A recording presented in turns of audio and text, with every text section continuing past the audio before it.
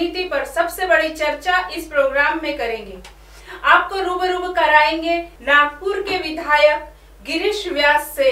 जानेंगे देश का विकास क्या है, देश का हाल, और ऐसे कई जानकारी से आज हम यहाँ आपको रूबरू कराएंगे। तो आइए हमारे साथ देश की राजनीति पर सबसे बड़ी चर्चा में। नमस्कार, आदाब, सत श्री अकाल।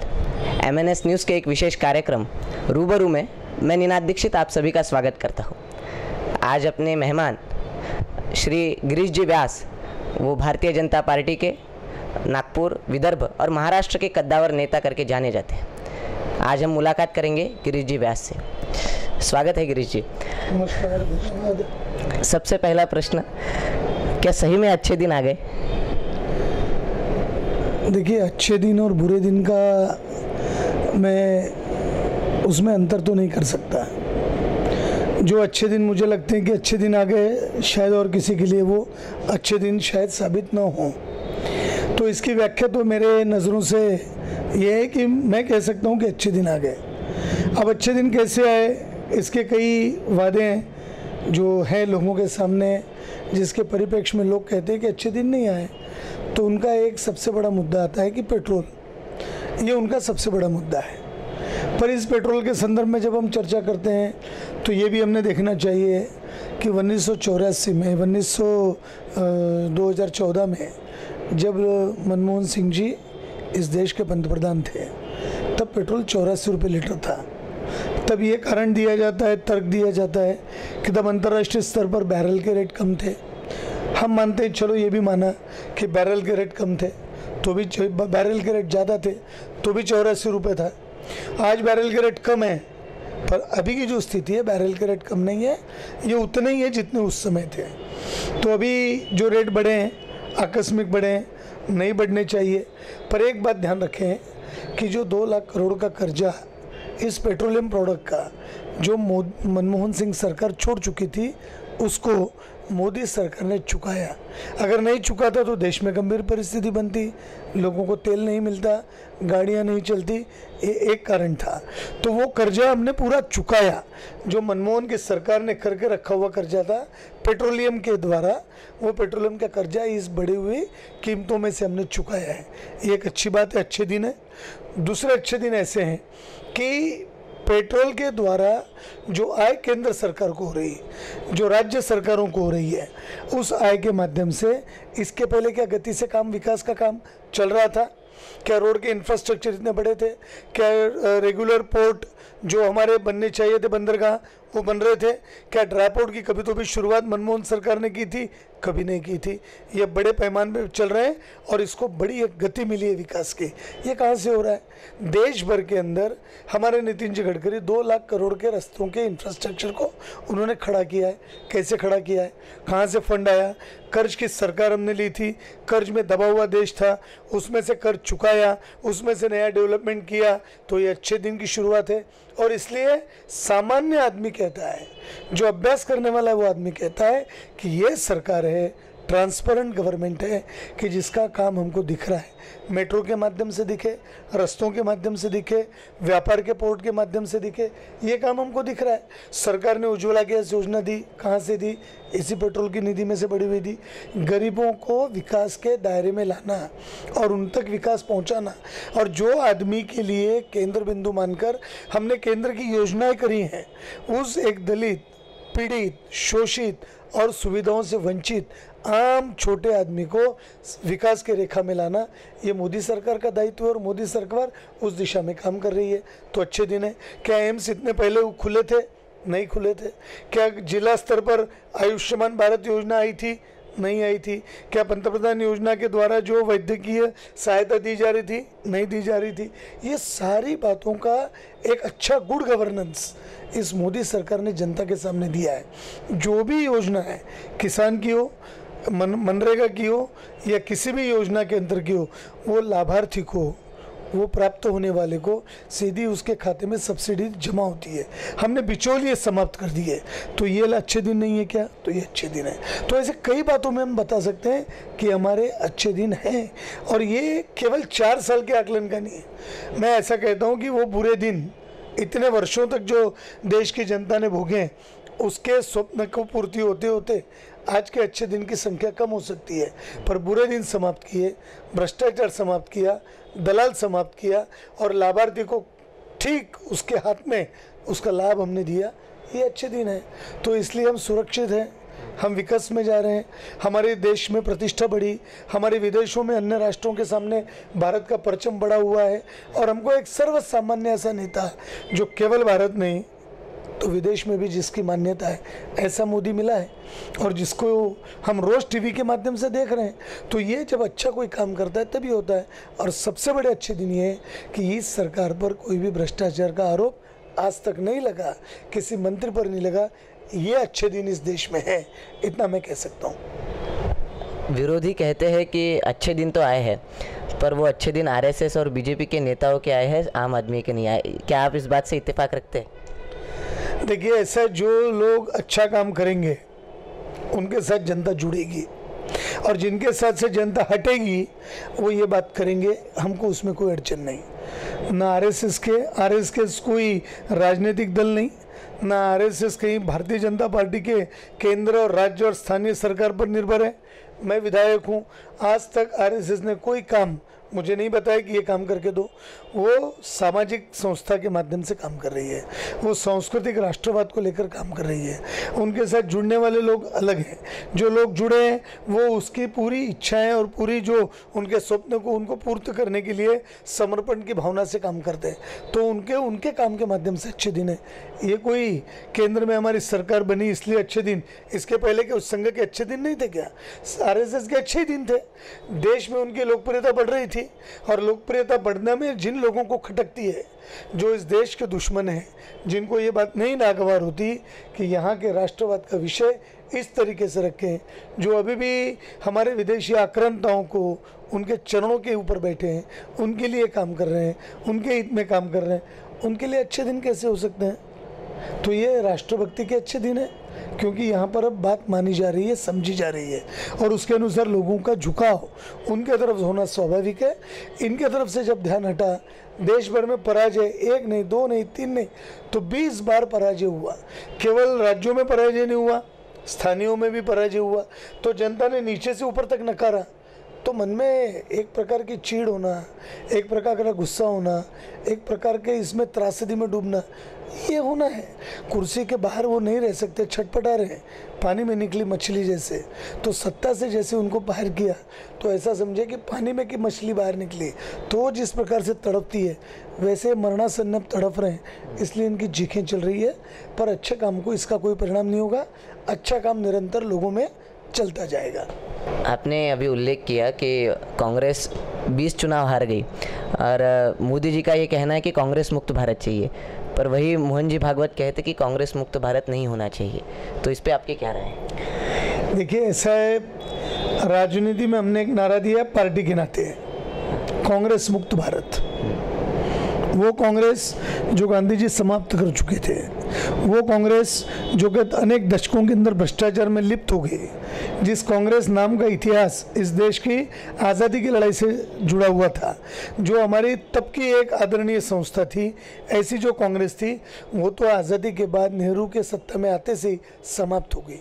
और गांधी जी ने कहा था कि तुम दूसरा कोई नाम रख लो, कांग्रेस को विसर्जित कर दो और देश का नेतृत्व संभालो। उनको यही बात का डर था। क्यों कहते हैं गांधी जी, क्यों कहते ये बात? जब गांधी जी ने कही बात थी तो उनके सपने को हम साकार कर रहे हैं और जनता से आग्रह कर रहे हैं कि जो गांधी जी की इच्छा थी कि कांग्रेस मुक्त होना चाहिए भारत, कांग्रेस नाम की कोई व्यवस्था अब इस देश में नहीं।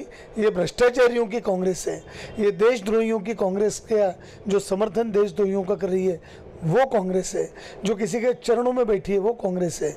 ऐसी कांग्रेस से राष्ट्रभक्त नई एक पार्टी के साथ जुड़े और इनको मुक्त करें, ये हमारी इच्छा है। भारतीय जनता पार्टी के अलावा संघ की अपनी सोच है और वो संघ ने अपनी सोच को रखा है, उस पर कमेंट करने का कोई अधिकार मेरा नहीं है, मेरी वो क्षमता भी नहीं है। अभी आपने गांधी जी का उल्लेख किया, तो गांधी जी कहते हैं कि सही मायने में जो भारत है वो गाँव में बसता है और गाँव के सभी जो कर्ज माफ़ी हुई, शेतकरी कर्ज माफ़ी वगैरह, उस पर आपका क्या कहना है कि वो सफल रही या विफल रही? देखिए, निश्चित रूप से हम पंडित दीनदयाल उपाध्याय के एकात्म मानव दर्शन के ऊपर भारतीय जनसंघ और भारतीय जनता पार्टी काम कर रही है।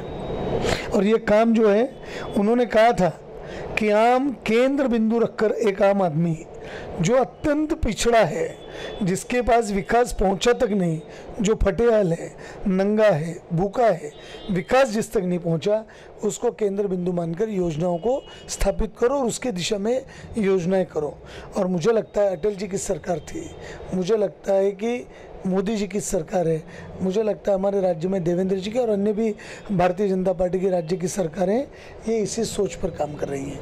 ये चाहती हैं कि केंद्र बिंदु वो आदमी रहे, आम आदमी जो विकास से दूर है, और उसके लिए जितनी भी योजनाएं हैं वो योजनाएं मोदी जी ला रहे हैं और हम साकार करने का हमारे माध्यम से प्रयास कर रहे हैं। और मुझे लगता है कि आने वाले दिनों में उसका परिणाम दिखेगा। अर्बनाइजेशन क्यों बढ़ रहा है, गांव वीरान क्यों हो रहे हैं, क्योंकि उन तक सुविधाएं नहीं पहुंची, बिजली नहीं पहुंची। आपने देखा कितने दशकों का बिजलियों का बैकलॉग था, वो मोदी सरकार ने पूरा किया। हम पूछना चाहते हैं, ये हमारा भी अधिकार है। जैसा कांग्रेस आरोप करती है, विरोधी आरोप करते हैं, हम ये पूछते हैं कि क्या हमने कही हुई बात अगर झूठ है तो जाए अदालत में और कहे अदालत से कि इसका तथ्य सामने लाए कि गांव-गांव में बिजली पहुंचाने का सबसे बड़ा काम किस राज्य में हुआ। 4 साल, 4.25 साल, 4.5 साल अब मोदी सरकार को हुए, टारगेट हमने पूरे किए। ग्राम पंचायत, ग्राम स्वराज्य अभियान ये हमने चलाया और ग्राम पंचायतों को जो अधिकार हमने दिए आज तक कांग्रेस नहीं दे सकी। वो तो चाहती थी कि हमारे पास भीख का कटोरा लेके सब खड़े रहें तो हमको वोट भी मिलेंगे, और इसी के आधार पर काम कर रहे हैं। हमने ठेठ ग्राम पंचायत तक विकास की राशि उनके हाथ में दी कि तुम अपना एक प्लानिंग बनाओ, तुम अपने गांव के विकास का एक नक्शा बनाओ और उसके अंतर्गत तुम वहाँ बैठकर विकास करो, केंद्र सरकार सीधे पैसे तुम्हारे खाते में देगी। और ये हो रहा है और गांव विकसित हो रहे हैं, तो लोगों का शहरों की तरफ का पलायन रुक रहा है। गांव की सड़कें शहरों से जुड़ रही हैं, शहरों की सड़कें मजबूत हो रही हैं, नेशनल हाईवे बड़े हो रहे हैं, विस्तारित हो रहे हैं, गतिविधि बढ़ रही है। ये सारा जो है ग्रामीण को विकास करने की दृष्टि से। अब आखिरी की जो सब्जियां हैं, आखिरी का जो फल है वो आज मार्केट में आ रहा है। आज किसान सीधा मार्केट में आके अपना माल बेच सकता है। अब एपीएमसी के पास जाने की जरूरत नहीं, तो किसान के हित की बात है। अब कर्ज मुक्ति का विषय ऐसा है, मैं ये पूछना चाहता हूँ कांग्रेस सरकार से, वो खुले रूप में हमारी चुनौती स्वीकार करे। मैं उनके किसी भी नेता के साथ चर्चा करने को तैयार हूँ। मैंने अपनी सरकार से राज्य में अधिवेशन के इसमें भाषण में कहा कि एक ऐसा आप पेन ड्राइव दो, ऐसी जानकारी इस सदन में रखो, सभागृह में रखो कि मनमोहन सिंह सरकार ने दी हुई कर्ज मुक्ति किसानों को मिली कि उनके नेताओं के संस्थाओं को मिली। ये एक बार रखा जाए सामने। जो आज तक की केंद्र सरकार ने, जो मनमोहन सिंह सरकार कहती है हमने कर्ज मुक्ति दी, मैं कहना चाहता हूँ इसका विचार हो, इसका मंथन हो, इसका चिंतन हो। ये सारी कर्ज मुक्ति किसान को नहीं मिली, वरना आत्महत्याएं रुक जाती। किसान को पैसा चाहिए था, वो उसके सोसाइटी के खातों में गया, बैंकें डूबने से बची, बैंकों के भ्रष्टाचार डूबे। जिन लोगों ने 80-80, 90-90 लाख रुपया कर्जा लिया था उनके कर्ज माफ हुए। सामान्य व्यक्ति को 1.5 लाख, 2 लाख, 3 लाख का कर्जा ही कभी माफ नहीं हुआ। और आज भी राष्ट्रवादी और कांग्रेस का कहना क्या है, 7/12 कोरा करो। किसका कोरा करो? 1.5 लाख से 3 लाख के ऊपर हमारे किसी सामान्य आम किसान का कर्जा ही नहीं है। 1.5 लाख जमा करने के बाद 7/12 कोरा हो जाएगा।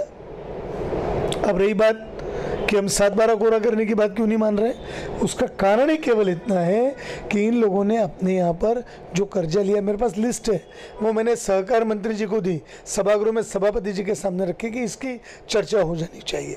जिन लोगों ने कर्जे लिए, उन्होंने अपने गन्ने के खेतों के लिए कर्ज लिए। कितने कर्ज लिए हैं? छोटे किसान गन्ने वाले अलग हैं, पर बड़े लोगों ने 80-80 लाख रुपए, 1.5 करोड़ रुपए उनके अपनी कैपेसिटी पे उन्होंने कर्जे लिए। बड़े बड़े राष्ट्रवादी के नेताओं के नाम से कर्जे हैं, बड़े बड़े संस्थाओं के नाम से कर्जे हैं। ये सारे कर्जे 7/12 पे लिए हैं और ये चाहते हैं कि वो कर्जे माफ हो जाए। उनके बच्चे, उनके सारे परिवार के लोग फॉर्च्यून में घूम रहे हैं, फॉर्च्यूनर गाड़ियाँ उनके पास इंपोर्टेड गाड़ियाँ हैं। हमारा सामान्य आदमी ट्रैक्टर नहीं खरीद सकता। ये कर्जे के ऊपर फार्म हाउसेस बना रहे हैं, एयर कंडीशन फार्म हाउसेस, खेत के अंदर, ये बना रहे हैं फॉर्चूनर गाड़ियाँ, कहाँ से आ रही हैं? जरा यही सारे एक बार तहकीकात हो। मैं तो मेरी सरकार से प्रार्थना करता हूँ कि एक SIT बैठाई जाए कि जिन लोगों के 3 लाख और 5 लाख के किसान के कर्जे होंगे उसको छोड़कर बाकी सारे कर्जों की एक बार SIT चौकसी कर ले तो तथ्य का तथ्य सामने आ जाएगा, दूध का दूध पानी का पानी हो जाएगा। और इसलिए आम किसान को कर्ज मुक्ति का लाभ नहीं मिल रहा है। और यही सरकार ने, देवेंद्र फडणवीस ने ये निर्णय लिया, ये भारत की सबसे बड़ी कर्ज मुक्ति दी 1.5 लाख की, किसी राज्य सरकार ने आज तक नहीं दी। 50,000 लाख इतना ही दी। और जो एक सर्वपक्षीय शिष्टमंडल बैठा था उसने भी लाख रुपए तक करी कि 1 लाख रुपए तक की दो, पर सरकार ने उनके जाने के बाद उनके लाख रुपए की तो मान ही ली बात, तो हम तो कर रहे हैं, पर उससे भी आगे जाके 1.5 लाख तक की कर्ज मुक्ति दी। फिर इस बात को खुले रूप से राष्ट्रवादी और कांग्रेस स्वीकार क्यों नहीं करते कि हमने तो लाख रुपए की कर्ज मुक्ति मांगी, आपने 1.5 लाख क्यों दी? 1.5 लाख? अब कहते हैं 7/12 कोरा करो। हमारी मांग है मेरे पार्टी से कि वो एक बार SIT बैठाए और 5 लाख के ऊपर के सारे कर्जों की एक बार, कि इनको किसानों को इतना कर्जा कैसे मिले, एक बार इंक्वायरी तो कर ले, दूध का दूध पानी का पानी हो जाएगा। अभी विरोधी कहते हैं कि भारतीय जनता पार्टी और देवेंद्र सरकार और मोदी सरकार ये जुमलेबाज सरकार है और वो जो वादे करते हैं वो पूरे नहीं करते। और आरक्षण के मुद्दे पे वो कुछ सही भी लगता है, क्योंकि आरक्षण के मुद्दे को शायद देवेंद्र सरकार ठीक तरह से संभाल नहीं पाई। आपका क्या कहना है? ये बात बिल्कुल गलत है, सरासर गलत है। इसका झूठा प्रचार हो रहा है, जबकि ये सरकार अत्यंत गंभीर है आरक्षण के बारे में। हमारे विदर्भ में हलवाओं का आरक्षण का विषय हो, नितिन जी गडकरी और देवेंद्र जी सतत संपर्क में हैं सुप्रीम कोर्ट के सारे रिटायर्ड जस्टिसों से।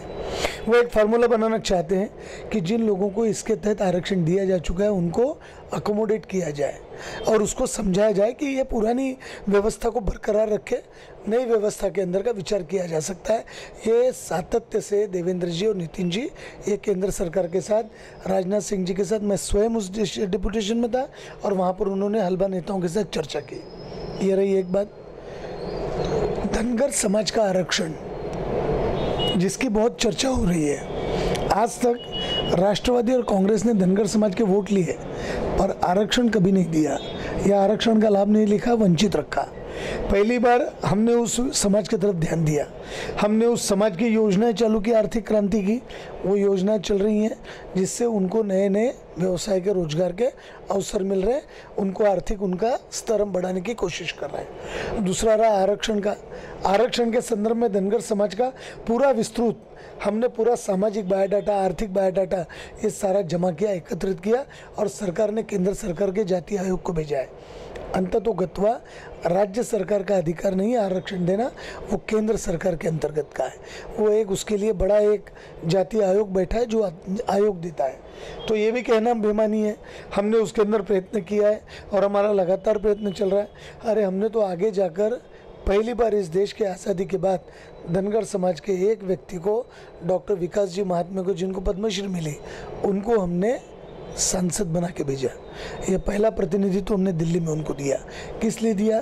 ताकि वो अपनी बात सरकार के सामने रख सकें, ताकि उसको वैधानिक दृष्टि से उसको कॉन्स्टिट्यूशन में बैठाने का प्रयत्न हम कर सके। बिहार में और उत्तर प्रदेश में धनगढ़ ड इस शब्द को है, पर ड का उच्चार जैसे तिवारी, र का उच्चार अपने यहाँ होता है, उत्तर प्रदेश और हिंदी भाषा में र का उच्चार ड करके होता है। यहाँ तिवारी कहा जाता है, वहाँ तिवाड़ी कहा जाता है। यहाँ भादुरी कहा जाता है उधर, और इधर भादुड़ी कहा जाता है। ये जो भादुरी और भादुड़ी जैसा है, यही धनगढ़ और धनगर में हुआ है। इसको समझाने का प्रयत्न हम कर रहे हैं। मुझे लगता है कि बहुत जल्द ये भी प्रश्न छूट जाएगा। अब रहा मराठाओं का आरक्षण। आज तक सारे मराठा मंत्री ये कांग्रेस के साथ, राष्ट्रवादी के साथ राज्य सरकार में रहे।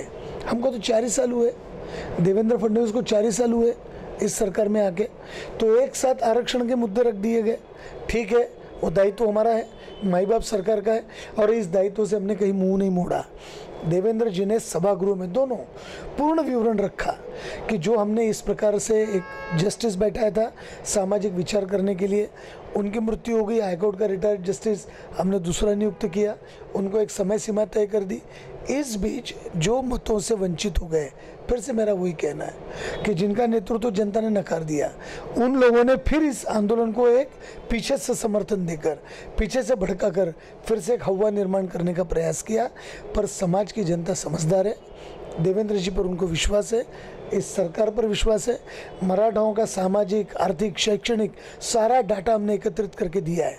मराठा महामंडल चालू किया, उनकी छात्रवृत्ति, उनकी शिष्यवृत्ति, उनके आर्थिक दृष्टि से हमने योजना अलग से चालू की, उसका प्रावधान गंभीरता से चालू किया। केवल चालू नहीं किया, लागू किया। लागू नहीं किया तो लोगों को मिलने लगा, इसलिए उनका अब सारा विचार शांत है। और वो भी मुद्दा हमने केंद्र सरकार के सामने रखा है। मुझे लगता है कि आने वाले दिनों में ये तीनों जो प्रश्न हैं, ये तीनों प्रश्न केवल प्रामाणिकता से भारतीय जनता पार्टी छुड़ाएगी, यही छुड़ा सकती है, दूसरे किसी पार्टी के मन में ही नहीं। उनको केवल मत चाहिए। क्यों नहीं आज तक शरद पवार ने मराठा आरक्षण पूरा किया? क्यों नहीं आज तक कांग्रेस ने इसको पूरा किया? जबकि एक एक मंत्रिमंडल की आप संख्या देखिए, बैरिस्टर अंतुले से आज तक या उसके भी पहले यशवंतराव चौहान जी के साथ आज तक, तो सबसे ज़्यादा, यानी अगर 40 का मंत्रिमंडल है तो 15 मराठा मंत्री, बड़े बड़े पदों पर मराठा, सहकारी मंत्री मराठा, सहकार संस्था मराठाओं की। फिर इस आरक्षण के पीछे ध्यान क्यों नहीं दिया गया? ये केवल राजनीतिक अस्थिरता और देवेंद्र सरकार को एक डामाडोल करने का प्रयास जो किया, वो जनता समझ गई, समाज के लोग समझ गए और उन्होंने इस आंदोलन को अलग रूप से दिया। और उनको मालूम है कि देवेंद्र फडणवीस प्रामाणिकता से इसको पूरा करेंगे और उस दिशा में एक युवा मुख्यमंत्री के पीछे पूरा मराठा समाज प्रामाणिकता से खड़ा है। ये हमारी जीत है और मुझे लगता है ये हम आने वाले दिनों में कर दिखाएंगे। भारतीय जनता पार्टी से राष्ट्रपति महोदय आते हैं, केंद्र सरकार भाजपा की है, राज्य सरकार भाजपा की है, तो सवाल ये है कि विदर्भ अलग करने से कौन रोक रहा है? देखिए, विदर्भ का अपना एक वैधानिक मुद्दा है, ये एक संवैधानिक मुद्दा है और इसको संविधान के दायरे में देखना पड़ेगा। ये बिल्कुल सत्य है कि हमने इसका वादा किया है, भारतीय जनता पार्टी की नेशनल हमारी असेंबली ने उसको मंजूर किया है और हम इसको प्रत्येक विदर्भ का हम समर्थन करते हैं। हमारे मैनिफेस्टो में भी ये मुद्दा हमने लिखा है कि इसको हम करेंगे। पर आपने देखा, ये 4 साल के पहले जब हमारी यूटी की सरकार थी और जब नितिन जी गडकरी नागपुर के पालक मंत्री बने थे नागपुर शहर के, तब उन्होंने जो विकास नागपुर में, विदर्भ में और राज्य में किया था, वो लोगों को भुलाए नहीं बोलता। यानी उनको गडकरी नहीं तो रोड करी, पुल करी और कई कई संबोधन उनको दिए गए, क्योंकि उन्होंने विदर्भ का विकास करने का मादा रखा कि मेरे विदर्भ को आज तक बैकलॉग में कुछ नहीं मिला। मैं अगर वो सारी समितियों के पास जाऊं, वो दांडेकर समिति के पास जाऊं या पुराना अभ्यास करूं, आंकड़े निकालूं, बैकलॉग मैं पूरा नहीं कर सकता। पर जब तक इस सरकार के माध्यम से मैं अपना प्रयत्न करूंगा, बड़ी से बड़ी संख्या में यहाँ पैसे लाऊंगा और इसको विकास करूंगा। एक समय आएगा। आज नागपुर का चित्र बदला हुआ देख रहे हैं, आज अमरावती का पत्र, आप वहाँ का अकोला का चित्र बदला हुआ देख रहे हैं। आज विदर्भ के अंदर के कुछ ऐसे तालुका हैं, वो तालुका स्तर का विकास आप देख रहे हैं। ये एक बार बड़ी ताकत में करने के बाद योग्य समय पे हम भी निर्णय करेंगे और वो हमारा विदर्भ अलग करने का हमारा भी विषय है। आज हम यूटी में सरकार में, हमारा यूटी का धर्म भी है कि अगर हमारे शिवसेना को मान्य नहीं है तो हम अभी सरकार चलाने की जिम्मेदारी हम पर है, बड़ा विषय है, राज्य की सेवा कर रहे हैं। पर अगर हमको जब भी हमारा निर्णय ऐसा होगा, हम अलग से विदर्भ की मांग करेंगे और केवल भारतीय जनता पार्टी की ही ताकत है कि जब चाहेगी तब विदर्भ अलग करवाएगी और ये करने के लिए हमको कोई रोक नहीं सकता। पर आज जितना विदर्भ का इस माध्यम से विकास हो सकता है, उस दिशा में हम चल रहे हैं। 2019 में राज्य सरकार और केंद्र सरकार किन उपलब्धियों को लेके चुनावी मैदान में उतरेगी? देखिए, गिनाने के लिए तो अनेक उपलब्धियाँ रहेगी। ये अब जनता पर निर्भर करता है कि हमारे प्रामाणिकता को आके, राज्य सरकार हो या केंद्र सरकार हो, भ्रष्टाचार का एक भी मुद्दा नहीं। पिछली सरकारों ने किए हुए कामों को अगर हम अलग अलग किताबों में हमने प्रसिद्ध किया, रस्तों में हमने बहुत ज़्यादा गंभीरता से विकास किया, पोर्ट के माध्यम से किया, उज्ज्वला गैस के माध्यम से किया, पीक कर्ज बीमा योजना के माध्यम से किया, किसानों का हमने उनका दाम दुप्पट करने का हमने प्रयास किया। इस देश के अंदर फसलें और ज़्यादा बड़ी हुई, फसलों के लिए प्रोत्साहित किया। तो एक विश्व विक्रम हमने किया कि इसके पहले कभी इतना उत्पादन नहीं हुआ, उत्पादन किया। उसका संग्रहण नहीं हो सकता था, स्टोर नहीं हो सकता था, स्टोर की संख्या बढ़ाई और इस हिसाब से भारत को स्वावलंबी बनाने का हमने प्रयास किया। ये मोटे मोटे मुद्दे हैं। आरोग्य की चिंता की, जिला स्तर पर दवाखाना होना चाहिए इसकी चिंता की, दवाइयों की आपूर्ति ठीक से हो इसकी चिंता की, गरीबों के जीवन में सुख समृद्धि है इसकी चिंता की, बेटी पढ़ाओ बेटी बचाओ ये एक नारा दिया जिसके अंदर आज सम्मान हमारी बेटियों को मिल रहा है, उनकी शिक्षा में उनका स्तर बढ़ रहा है, उनके लिए विभिन्न योजनाएं आ रही हैं। महिलाओं की सुरक्षा की दृष्टि से, देश की सुरक्षा की दृष्टि से हमने काफ़ी काम किया है। सुप्रीम कोर्ट के कोलिजियम के माध्यम से, सुप्रीम कोर्ट हाई कोर्ट के माध्यम से नई नई जगहों पर न्यायालय का निर्माण किया ताकि गति से न्याय लोगों को मिले। तो सुरक्षा हो या सामान्य व्यक्ति के जीवन का विकास हो, इन सारे मुद्दों पर गत अनेक वर्षों की, मैं 1, 2, 5 वर्ष नहीं कहता हूँ, हमारे 4 साल और उनके 40 साल, इसकी तुलना अगर जनता करेगी तो हमारे विकास की रेखा बहुत ऊपर रहेगी। हमने जात पात धर्म संप्रदाय इससे परे जाकर आम इस देशवासी को विकास के साथ जोड़ने का काम किया, उसमें देशभक्ति निर्माण करने का काम किया। मुझे लगता है ये हमारी सबसे बड़ी उपलब्धि रहेगी जिस दिशा में हम काम कर रहे हैं। 2019 में अगर पूर्ण बहुमत प्राप्त नहीं होता है, केंद्र में हो या राज्य में हो, तो ऐसा कहा जाता है कि चेहरे बदले जाएंगे और वो चेहरे दिल्ली के दफ्तर से नहीं तो नागपुर के हेडक्वार्टर से बदले जाएंगे। इसके बारे में आपका क्या कहना है? देखिए, ऐसा कोई संबंध दिल्ली और नागपुर का नहीं है। ये जो कहना है ना, ये कहना ही है लोगों के मन में भ्रम निर्माण करना।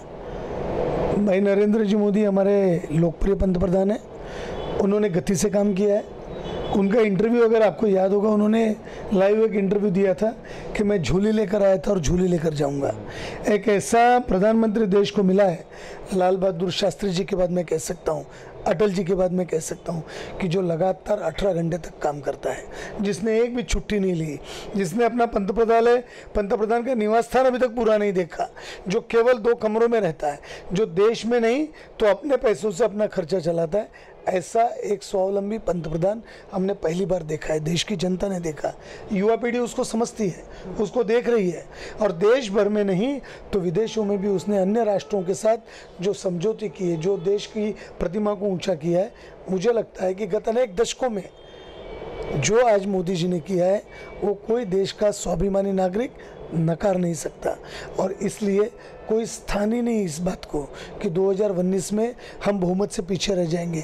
उल्टा विकास के परिप्रेक्ष्य में, सामाजिक व्यवस्था के परिप्रेक्ष्य में, जातिगत व्यवस्था के परिप्रेक्ष्य में और भी देश की सुरक्षा के परिप्रेक्ष्य में हमने कई कदम आगे अच्छा काम किया है और इसमें हम निश्चित रूप से अपनी ताकत पर सत्ता बनाएंगे अपने मित्र दलों के साथ। और ये जितना भी भानामती का कुनबा एक जगह आने की कोशिश कर रहा है, रोज़ उसमें, कल भी आपने टीवी में देखा होगा अखिलेश जी क्या कह रहे थे, मायावती जी क्या कह रही हैं, ममता जी क्या कह रही हैं, ये रोज़ आप टीवी पर देखिए। इनका कोई एकजुटता नहीं, कोई कॉमन एजेंडा नहीं, इनका नेता कौन नहीं इसका पता नहीं। जिनके पास राज्य की जिम्मेदारी है उनके पास विदेश नीति हो ही नहीं सकती। जो इस देश की गृह शक्ति को संभाल ही नहीं सकते, अपने राज्यों को नहीं संभाल सकते, वो देश को क्या संभालेंगे।